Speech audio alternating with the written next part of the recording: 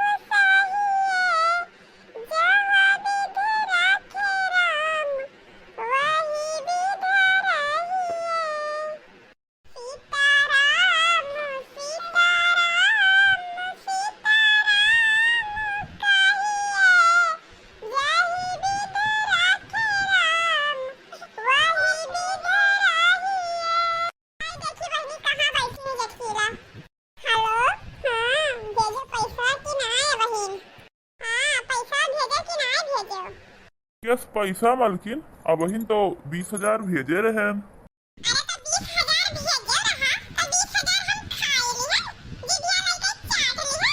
यही मेरे बोला था कि जैसे 20,000 नहीं 20 करोड़ भेजिन रहा।